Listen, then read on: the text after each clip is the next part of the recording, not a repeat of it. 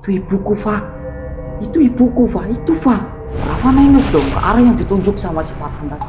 Tapi dia nggak nemuin ada siapapun di depan itu. Han, sadar, Han, sadar. Gak ada siapa-siapa, cuman kita berdua. Ayo cepet kita pulang. Tarik-tarik tuh tangan si Farhan, tapi Farhan bener-bener gak mau. Dan dari larinya Farhan, sontak dong. Rafa nurunin kayunya. Dia taruh di bawah, dia lari ngikutin si Farhan yang berlari. Dia lari lumayan jauh hingga di suatu tempat, di suatu titik si Rafa ini tiba-tiba berhenti. Tep. Kalian tahu apa yang dilihat oleh si Rafa?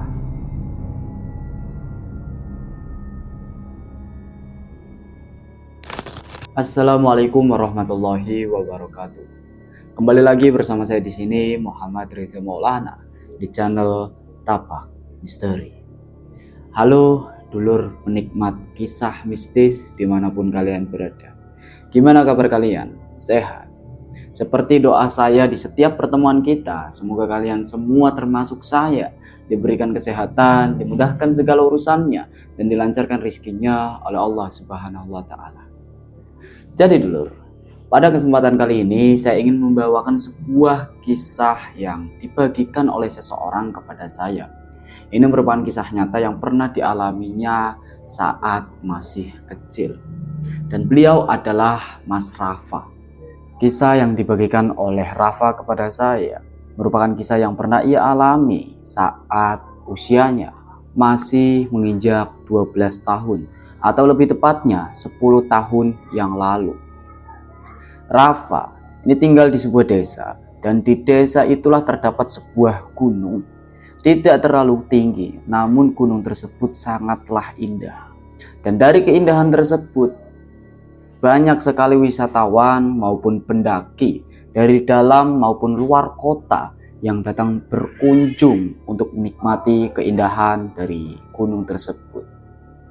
Akan tetapi, alam tetaplah alam yang menyimpan rahasia dan segudang kisah mistis yang mungkin kita semua tidak tahu.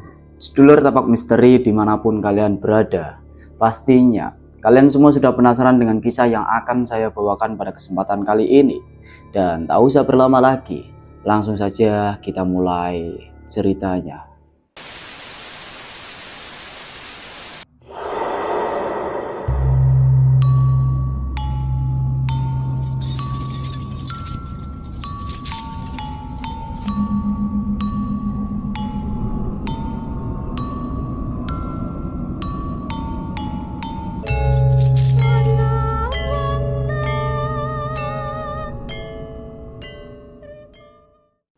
Rafa adalah seorang anak kecil yang memiliki keterbatasan ekonomi.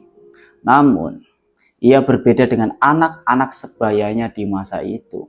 Dia rela menahan segala keinginannya lantaran dia sangat memahami perekonomian dari kedua orang tuanya, terkhusus dari keluarganya. Jangankan untuk jajan, untuk makan sehari-hari saja keluarga Rafa ini masih sangat kekurangan. Rafa pernah mendapatkan sebuah cerita dari sang kakek. Sang kakek ini menceritakan tentang kisah di balik gunung yang ada di desanya. Sang kakek ini berkata ke si Rafa kalau gunung tersebut dinamakan Gunung Peranak lantaran dahulu kala sebelum desa yang Rafa tinggali itu seramai saat itu, terdapat sebuah kisah di mana ada seorang wanita. Wanita ini sudah menikah dan usia pernikahannya baru 7 bulan. Namun di usia 7 bulan tersebutlah ibu mertua dari si wanita tadi selalu menuntut untuk si wanita agar segera mendapatkan momongan, agar segera memiliki keturunan atau anak gitu loh. Ada salah satu perkataan dari sang ibu mertua yang benar-benar dirasa menohok dan menusuk hati si wanita tadi. Hingga pada akhirnya si wanita memutuskan untuk kabur dari rumah ibu mertuanya. Dia lari ke daerah pegunungan dan menghilang. Dari hilangnya si wanita tadi, keluarga, kemudian warga kampung ini berusaha untuk mencari. Setelah dicari selama 3 hari, mereka tak menemukan adanya tanda-tanda sosok wanita tersebut. Dari situlah keluarga dari wanita tadi ini langsung mengikhlaskan. Mereka beranggapan bahwasalnya si wanita sudah tewas di gunung. Entah tewas dimakan hewan buas atau mungkin tewas karena kelaparan.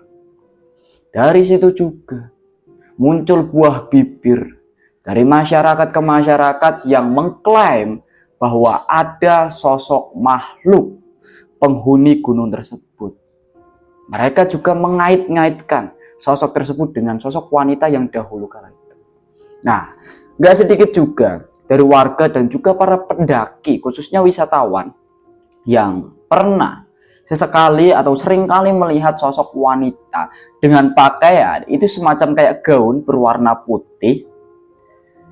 Setiap orang yang ditemui oleh sosok wanita itu selalu mendapatkan pertanyaan yang sama. Kalian pengen tahu pertanyaannya seperti apa? Pertanyaannya seperti ini. Apakah kamu bisa mencarikan anak untuk saya? Dari situlah kabar demi kabar, bibir demi bibir, semuanya bercerita tentang hal tersebut. Dan dari situ juga warga menghimbau untuk tidak mengizinkan anak-anak kecil berada di luar rumah, apalagi berada di area pegunungan pada saat petang datang.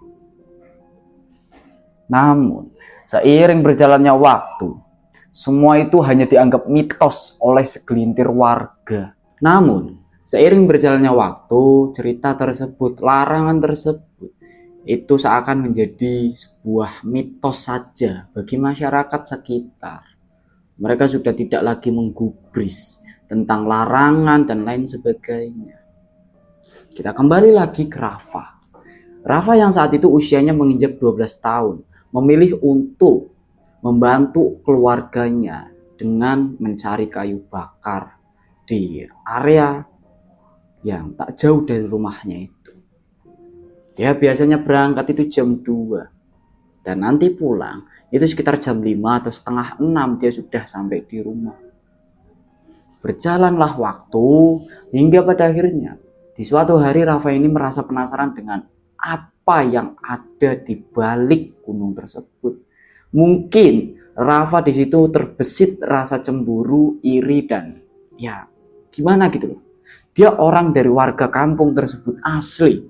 Bisa dikatakan ya, warga kampung itu kan yang memiliki gunung itu. Tapi kenapa kok dia dilarang untuk memasuki area pegunungan tersebut?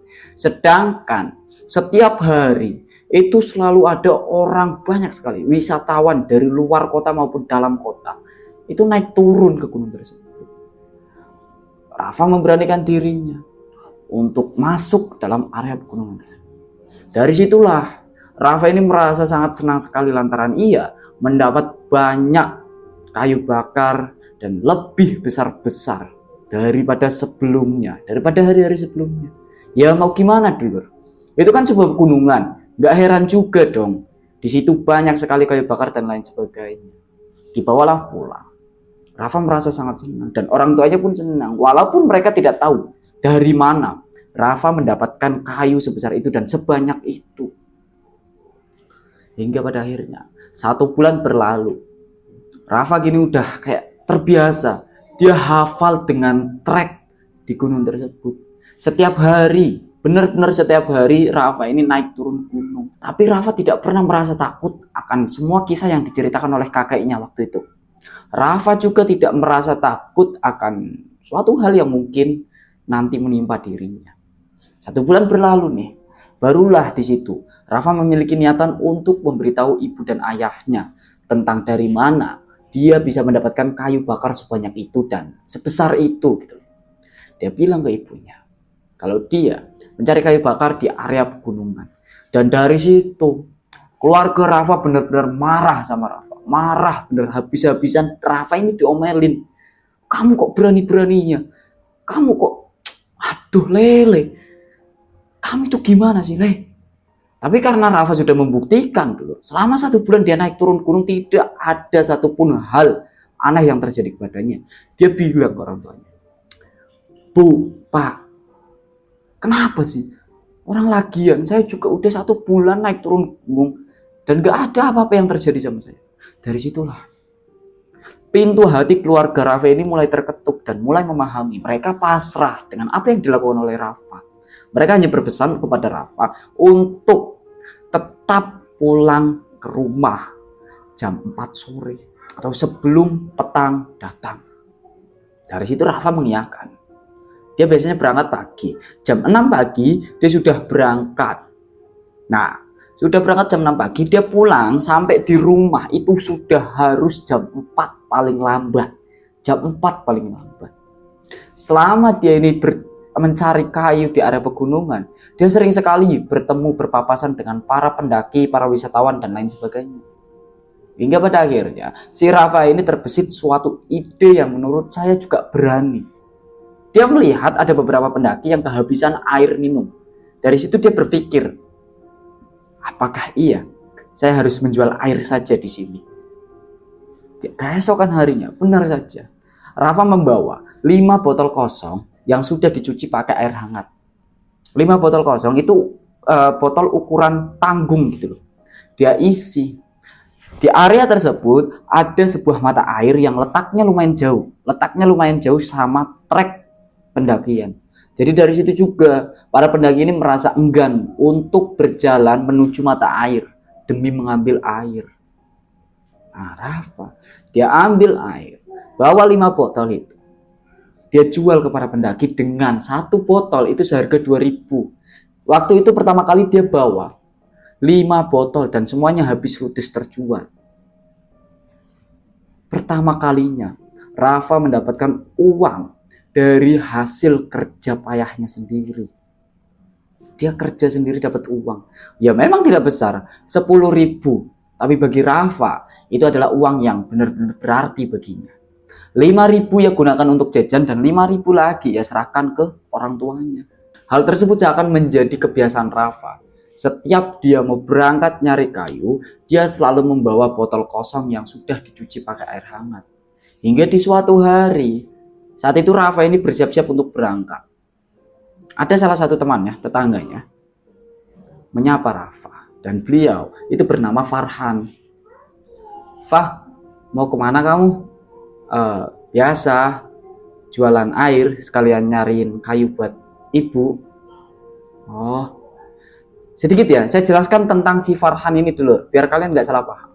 Farhan ini merupakan tetangga sekaligus teman satu desanya si Rafa.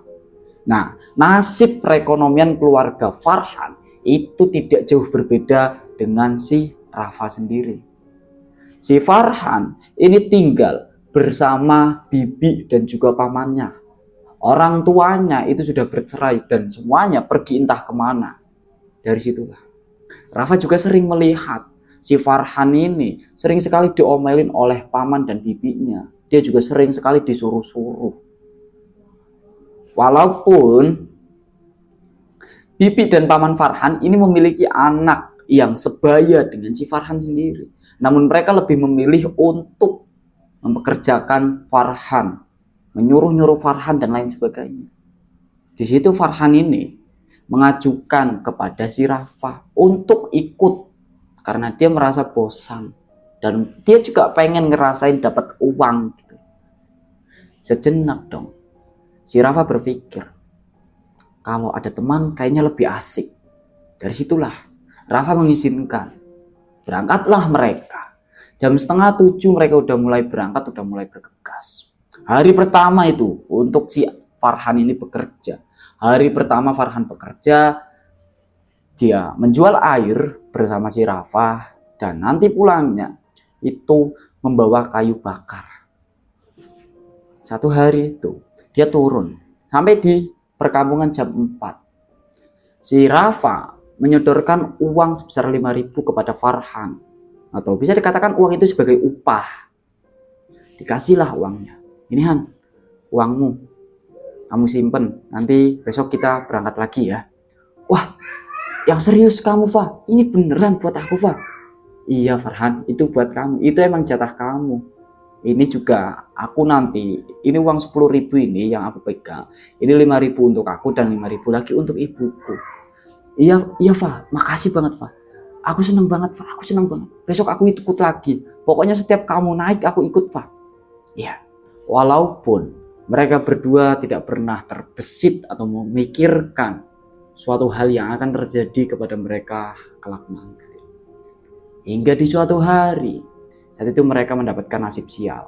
Lantaran tidak seperti biasanya, mereka sampai ke perkampungan itu jam 4. Kini jam 5 sore, mereka masih berada di area pegunungan sambil membawa beberapa kayu bakar yang sudah mereka panggul. Si Farhan pun bilang kepada si Rafa yang berjalan di depannya, "Fah, kayaknya kita kesorean nih." Di situ, si Rafa cuma diem sambil terus berjalan. Hingga di suatu titik si Rafa ini baru bilang, "Ayo kita percepat langkahnya. Bentar lagi udah mau malam. Ini pasti aku diomelin sama ibu bapakku. Ayo cepat." Berjalan mereka. Mereka berjalan. Namun ya dulur, aneh banget. Ini kayak mereka ini ngerasa perjalanan mereka ini jauh banget. Gak sampai-sampai. Hingga pada akhirnya keringet di tubuh si Rafa ini udah bener-bener membasahi tubuhnya. Gak sampai di situ. Si Farhan yang ada di belakangnya tiba-tiba berhenti. Entah apa yang ada di pikiran Farhan. Padahal itu udah sore banget. Matahari ini udah bener-bener hampir tenggelam. Tinggal hanya beberapa bagian ujungnya doang. Tapi si Farhan memilih untuk berhenti. Nengoklah si Rafa yang ada di depannya. "Han, kamu kenapa? Kenapa?" "Raf, ibuku manggil, Raf." "Hah? Ibu kamu? Yang benar kamu. Ibu kamu itu gak ada, ibu kamu pergi." "Raf, dengerin. Ini aku dengar suara ibuku." "Farhan, kamu sadar kamu? Ibu kamu itu udah pergi sejak dulu. Gak pernah nengokin kamu. Masa iya sih dia ini datang ke gunung buat nyari kamu doang? Apa mungkin ya, Raf, ibuku datang terus gak ngelihat aku ada di rumah, makanya dia nyusul ke sini." "Alah, Farhan. Gak mungkin. Sekalipun itu suara ibumu itu gak mungkin." Bulu kuduk milik si Rafa ini tiba-tiba berdiri. Bener-bener berdiri, dahsyat banget. Rafa ngerasain ada hawa yang aneh yang mendekat ke arah mereka berdua. Raf, dengerin Raf. Ini dengerin. Itu suara ibuku. Bener-bener suara ibuku. Jelas banget manggil aku. Mana, Han? Sejenak nih, si Rafa mencoba dong buat ngedengerin. Bener gak? Kalaupun itu bener, ini udah bener-bener gak logis banget. Di luar akal sehat dan logika si Rafa. Dia dengerin. Tapi dia gak ngedenger suara siapapun selain suara perdebatan antara mereka berdua. Antara si Rafa dan juga Farhan ini. "Far, udah, ayo kita pulang. Gak ada ibumu di sini. Ayo buruan. Udah mau maghrib, udah mau malam. Cepet kita pulang." "Enggak, nanti dulu. Aku yakin. Aku 100% bener-bener yakin. Ini suara ibuku. Udahlah, sebentar, tungguin dulu." Rafa di situ udah bener-bener kayak manggul kayu, ngerasa berat banget gitu loh. Keringetnya ini netes ke bagian kelopak matanya. Dan kalian tahu sendiri dong rasanya gimana ketika mata kalian terkena keringat gitu. Perih kan? Tapi si Rafa memaksa untuk selalu melebarkan matanya. Dilebarkan sambil kayak nahan perih. Saat itu Rafa ini udah benar-benar berusaha sekali untuk menyadarkan si Farhan kalau suara yang didengar oleh Farhan itu benar-benar bukan suara ibunya. Ya, Rafa juga tahu seberapa rindunya si Farhan terhadap sang ibu. Karena ia sudah sejak lama sekali tidak bertemu dengan ibunya. Namun dulu, ini di gunung dengan kondisi sudah mau larut malam. Mereka ngedengar atau si Farhan ngedengar suara ibunya manggil. Kan gak logis banget gitu. Sejenak nih, si Rafa yang lagi memperhatikan, dia ini berusaha untuk ngedengerin apa yang didengar sama si Farhan, tapi dia bener-bener gak ngedenger apapun. Farhan. Si Rafa ini manggil-manggil nama si Farhan. Karena saat itu Rafa bener-bener melihat Farhan tiba-tiba bengong. Dia bengong, menatap ke satu arah. Kayak tatapannya ini kosong banget. Itu posisi lagi manggulin kayu tuh. Lagi dipanggul kayunya. Perlahan kayunya diturunin, gak berkata apa-apa. Dia bilang, Fah, itu ibuku, Fah. Itu ibuku, Fah. Itu, Fah. Rafa nengok dong ke arah yang ditunjuk sama si Farhan tadi. Tapi dia nggak nemuin ada siapapun di depan itu. Dia nggak nemuin ada siapapun yang di arah yang ditunjuk oleh si Farhan. Dia bilang, Han, sadar, gak ada siapa-siapa, cuman kita berdua. Ayo cepet kita pulang. Ditarik-tarik tuh tangan si Farhan, tapi Farhan bener-bener gak mau. Perlahan si Farhan ini maju, dia melangkah. Dia taruh kayu tadi, dia melangkah. Lah kondisinya di situ, si Rafa cuma bisa bengong. Dia pada situ awalnya bengong. Semakin kelihatan si Farhan ini berjalan, secara tiba-tiba si Farhan ini berlari. Dan dari larinya Farhan, sontak dong Rafa nurunin kayunya. Kayu yang ada di panggulannya itu diturunin. Dia taruh di bawah, dia lari ngikutin si Farhan yang berlari. Dia lari lumayan jauh hingga di suatu tempat, di suatu titik si Rafa ini tiba-tiba berhenti. Tep. Kalian tahu apa yang dilihat oleh si Rafa? Dia ngeliat di depannya Farhan yang lagi dipeluk sama sosok wanita. Sosok itu menghadap ke arah Rafa. Beneran kelihatan wajahnya, dan itu bukan ibu Farhan. Lantas siapa sosok wanita yang dipeluk oleh si Farhan? Sosoknya ini meluk si Farhan, dibelai kepala bagian belakang Farhan, dibelai di situ. Nah, Rafa perlahan ini maju gitu loh, perlahan maju mendekat sambil manggil-manggil si Farhan. Farhan, ayo kita pulang, Han. Itu bukan ibumu, Han. Sadar, Han. Ayo, Han. Semakin dekat, belum sampai di sosok tersebut, Rafa kembali terhenti. Langkahnya ini benar-benar terhenti. Dia ngeliat ternyata dulu di belakang sosok wanita yang lagi meluk si Farhan itu ada sosok lain yang tubuhnya besar dengan bulu lebat berwarna hitam, matanya benar-benar merah, natap melotot ke arah si Rafa. Dari situlah Rafa panik bukan main. Dia langsung berbalik arah, dia lari. Larinya ini udah benar-benar gak beraturan gitu loh. Dia lari ke sembarang arah sampai sendalnya itu putus dan lepas. Dia lari ke sembarang arah karena udah panik-paniknya. Dia lari dan brak, jatuhlah si Rafa ini. Dia jatuh lantaran kayak kakinya ini kelilit ya, kelilit semacam rumput yang menjular tinggi. Rumputnya itu ada sekitar setengah meteran. Benar-benar rumput dia jatuh di situ. Saat itu si Rafa ini nggak sadarkan diri. Sejenak dia pingsan, tapi nggak lama pingsannya.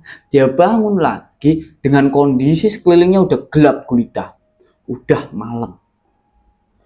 Semakin yakin lagi si Rafa kalau mereka berdua termasuk si Farhan itu lagi diganggu sama sosok-sosok makhluk yang ada di sana. Baru ngebuka matanya dengan perlahan, dia melihat di depannya ada sosok hitam. Perlahan melangkah ke arahnya. Beruntung banget saat itu. Karena rumput yang ada di sekeliling si Rafa ini tinggi-tinggi dan sebagian menutupi tubuh Rafa. Nah, kalian pasti penasaran sosok apa yang tadi dilihat oleh si Rafa barusan itu. Ternyata itu sosok babi hutan.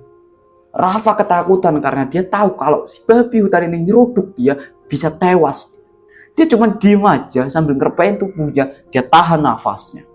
Benar-benar beruntung banget karena si babi ini cuma lewat doang, ngelewatin sampingnya. Setelah si Rafa ini udah benar-benar yakin kalau babi hutan tersebut udah jauh, baru dia berani untuk berdiri. Dia berpikir lagi, ini bagaimana? Apa mungkin aku harus turun duluan ninggal si Farhan atau aku harus cari? Lagi mikirin kayak gitu, samar-samar kedengeran nih suara Farhan ketawa. Benar-benar kedengeran, samar-samar ini kedengeran sama si Rafa. Dari situ Rafa ini langsung teriak, Farhan, di mana kamu? Ayo kita pulang. Kamu di mana, Han? Kedengeran lagi suaranya. Kayak si Farhan ini lagi main gitu, lagi main sama temen-temennya mungkin. Kedengeran jelas. Dideketin lah asal dari suara tersebut. Semakin dekat dan ketemu. Dia ngeliat di depannya. Si Rafa ini ngeliat di depannya Farhan. Kalian ingat sumber mata air yang biasa diambil airnya oleh Rafa dan juga Farhan. Disitulah si Farhan berada di situ. Nah, dari kejauhan kan si Rafa ngeliat. Dari situ juga Rafa ini langsung kayak beranggapan, beruntung banget si Farhan ketemu. Semakin dekat, posisinya ketutupan pohon. Nah, ternyata di balik itu, di sebelah kirinya si Farhan, itu masih ada sosok wanita yang sebelumnya. Lah, si Farhan itu kondisinya udah lepas baju, cuman pakai celana. Sosok tersebut itu mengguyur bagian kepala sampai bawah kaki Farhan dengan menggunakan gayung yang terbuat dari batok kelapa. Kayak lagi mandiin anaknya gitu. Gila sumpah. Di situ Rafa ini berusaha untuk gak teriak, dia berusaha untuk gak lari. Karena sosok tersebut, sosok wanita ini nengok ke arah si Rafa. Coba kalian bayangkan, nengok dengan senyuman yang lebar. Nah, saat itu Rafa benar-benar yakin kalau itu bukan ibunya si Farhan. Sosok tersebut ini pakai semacam pakaian kayak daster warna putih. Matanya bulat, lebar tanpa kelopak. Warnanya udah hitam gitu. Warnanya hitam. Wajahnya ini udah benar-benar pucet bang. Wajahnya pucet. Rambutnya ini berantakan. Rambutnya panjang, mungkin ada segini. Panjang, berantakan. Dia natap ke arah si Rafa yang lagi sembunyi di balik pohon. Gak lama dari itu, tiba-tiba Rafa ini ngeliat si Farhan mulai pakai bajunya. Dia pakai bajunya dan ngedeket ke arah si Rafa. Di situ Rafa bingung. Kok Farhan bisa tahu posisinya di situ? Sedangkan saat itu dia benar-benar yakin kalau si Farhan ini gak nengok sama sekali ke arah Rafa sembunyi. Tapi kok bisa dia tahu kalau dia ada di situ? Ayo Raf, ayo kemana? Pulang kan? Iya, ayo pulang. Yaudah, ayo. Mereka berdua melangkah nih. Farhan itu berada di posisi depan. Nah, si Rafa itu di belakangnya. Jaraknya mungkin hanya 1 meter antara Rafa dan juga Farhan. Melangkah. Di perjalanan saat itu, si Farhan ini udah bener-bener jadi orang yang pendiam banget. Sama sekali gak ngajak ngobrol si Rafa. Padahal sejatinya si Rafa ini punya banyak sekali pertanyaan. Mulai dari kenapa kok bisa sosok wanita tadi mandiin si Farhan. Dan kenapa kok bisa si Farhan gak ngerasa takut sedikit pun sama sosok wanita tersebut. Berjalanlah. Gak kerasa dulur. Tiba-tiba mereka udah sampai di area perkampungan. Dan di situ Rafa kembali sadar ada hal aneh. Dia baru sadar kalau ternyata perjalanannya itu cuma ditempuh sekitar 15 menit. Seharusnya itu sampai 1,5 jam. Kenapa kok bisa sampai 15 menit doang? Mereka udah sampai ke area perkampungan. Cuman sampai di situ. Lagi berjalan, itu udah di area perkampungan. Tapi udah sepi. Karena saat itu pedesaan udah benar-benar pedesaan yang nuansanya zaman kuno gitu loh. Habis Isya itu udah benar-benar sepi. Lagi berjalan. Tiba-tiba si Farhan kembali berhenti. Dia berhenti. Si Rafa bingung dong. Loh, kenapa berhenti? Ayo kita pulang. Aku sampai sini saja ya. Kamu pulang. Hah? Apa maksud kamu sih, Han? Ayo kita pulang bareng. Enggak, Raf. Aku enggak bisa. Bingung dong di situ Rafa. Rafa bilang, kamu takut dimarahin sama bibimu, sama pamanmu karena kamu pulangnya kemalaman. Gak apa-apa, tenang aja, biar aku yang ngomong. Walaupun aku bakal dapat omelan dari bibi sama pamanmu. Raf, dah kamu pulang. Itu posisinya si Farhan ini sambil megang tangan kanan si Rafa. Dia pegang tangan kanan Rafa, dia serahin sendal si Farhan sendiri. Dicopot sendalnya, dikasih. Kamu pulang. Aku titip bibi sama pamanku. Tolong sampai maafin aku kalau selama aku tinggal bareng mereka aku selalu ngerepotin.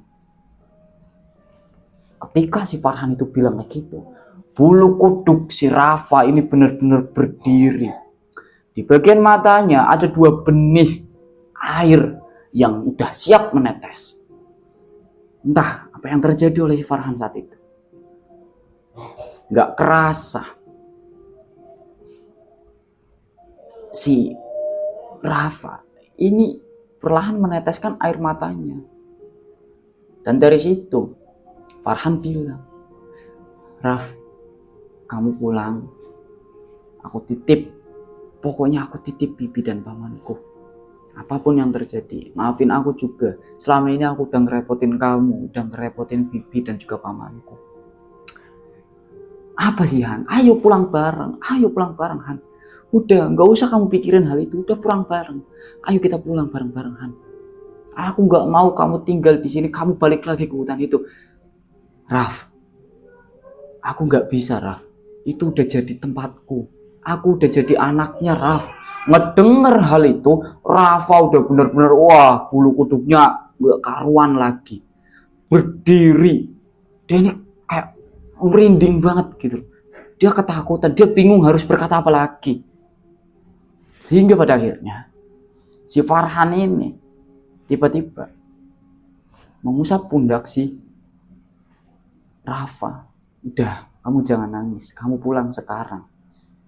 Kamu jangan sungkan untuk nengokin aku, walaupun aku udah bukan manusia lagi, Raf. Dari situ, si Rafa ini kembali nangis. Dia benar-benar nangis, keluar air matanya.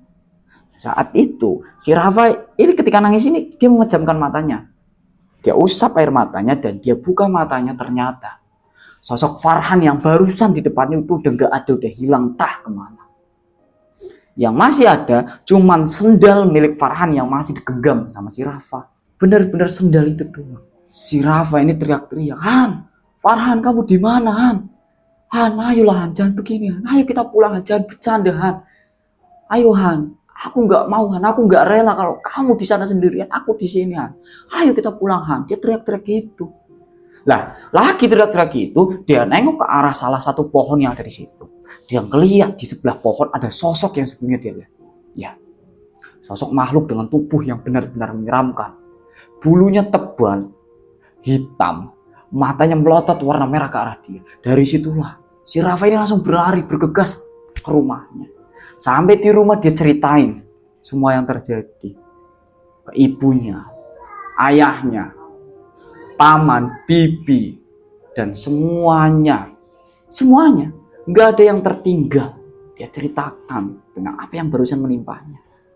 Nah, dari hilangnya si Farhan ini, warga pun berbondong-bondong untuk mencari di mana keberadaan Farhan sebenarnya. Di keesokan harinya dia mencari. Mereka mencari ini nggak ketemu. Mereka cuma menemukan 2 ikat kayu bakar yang sudah tergeletak di semak-semak. 2 ikat kayu bakar, dan itu tak lain milik si Farhan dan juga milik si Rafa itu. Sampai pada akhirnya 3 hari berlalu, mereka melanjutkan pencarian, nggak ketemu. Di hari ketiga, mereka cuma nemuin sendal milik si Rafa yang udah terputus. Itu mereka cuma nemuin itu. Dan dari situlah warga kembali mengklaim bahwa Farhan ini sudah meninggal. Warga pun sudah ikhlas dengan hal itu. Nah, dari kejadian itu, beberapa hari, hampir mungkin beberapa minggu, si Rafa ini udah benar-benar gak mau menginjakan kaki lagi ke area pergunungan itu. Dia udah gak mau lagi gitu loh. Beberapa minggu itu mungkin karena trauma dulu ya. Mungkin karena trauma ketika mengingat kejadian yang benar-benar mengerikan itu. Berjalannya waktu, si Rafa pun mulai sedikit demi sedikit membuka keberaniannya. Dia kembali ke area pegunungan. Dia sering jalan-jalan di area pegunungan. Bukan untuk mencari kayu bakar, itu enggak. Dia cuman datang ke sana. Dia nengok ke bagian mata air, di mana waktu itu si Farhan ini dimandikan oleh sosok di demi tersebut. Dia di situ si Rafa ini benar-benar yakin, walaupun dia nggak bisa melihat keberadaan Farhan, Tapi dia yakin kalau Farhan bisa melihat keberadaannya. Dari hal itulah kisah ini berakhir, dulur.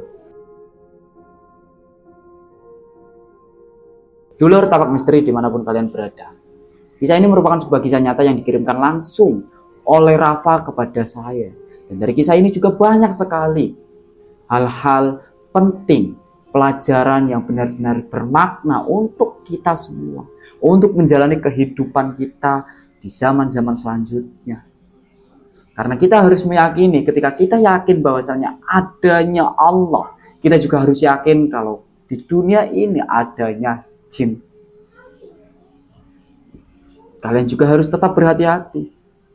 Karena kita semua tidak tahu di mana kita berada dan di mana sosok makhluk lain berada. Barangkali sosok tersebut mungkin ada di sebelah kalian saat ini. Saya Muhammad Reza Maulana, kurang lebihnya mohon maaf dan pamit undur diri. Wassalamualaikum warahmatullahi wabarakatuh.